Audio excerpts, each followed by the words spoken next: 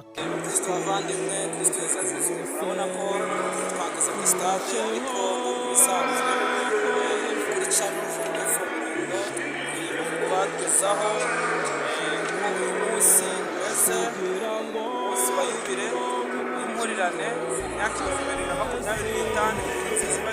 igeze ku isi cyangwa se Kristo aje gucungura mwene muntu imyaka 2025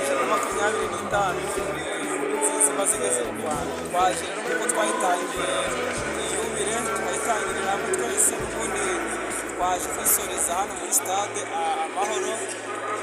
Twahageze kare, abantu bazindutse, urabona ko abantu bahageze ari benshi nubwo harimo imyanya myinshi cyane, ariko ibirori yitegurira ribanije mu kanya igitambo cy'Ukarisitiya.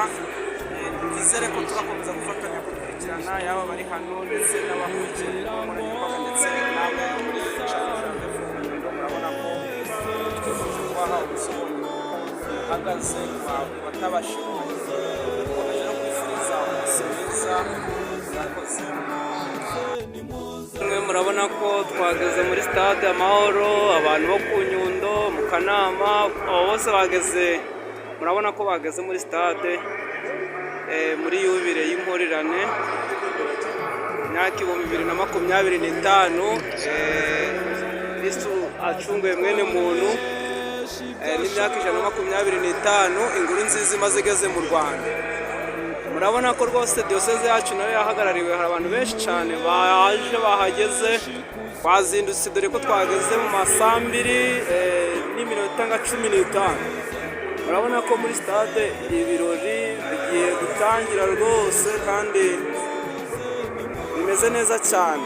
Abantu ni benshi, murabona ko ari benshi. Murabona ko twahigereye muri stade, twahigereye rwose. Turiteguye, imyiteguro irakomeje yo kwitegura igitambo cy'Ukarisitiya ndetse n'ibirori biteganyije. Murabona ko rero amakuru twe tuyatangira ku gihe kandi ku masaha meza. Twahageze kare kugira ngo tubagaragarize, tubereke uko muri stade byifashe, tubereka ko ibirori biri hafi, igitambo cy'Ukarisitiya kiri hafi gutangira. Murabona ko rero stade rwose yamaze kugeramo abakristo benshi cyane, abakristo gatolika nk'uko babivuze, kandi abantu baracinjira, imyanya iracyahari, ariko urabona ko nyine abantu bamaze kugeramo ari benshi cyane. Murabona ko rwose abantu biteguye umunsi, barawiteguye.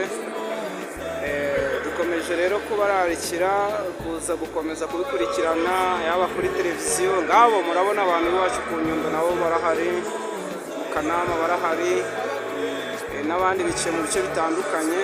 Murabona ko tumeze neza, turiteguye.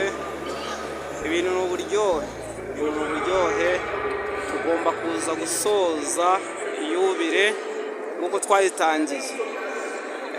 Uyu munsi rero dukomeje kwifuriza abakristo bose umunsi mwiza wa yubile. Rero twagira ngo tubereke uko ibintu bimeze, ahasigaye dukomeje kubararikira kuza kubikurikirana yaba kuri televiziyo n'abagezemo hano nabo bose dukomeje kubararikira kubikurikirana. Murakoze cyane. Murabona ko twahageze. Nani Janvier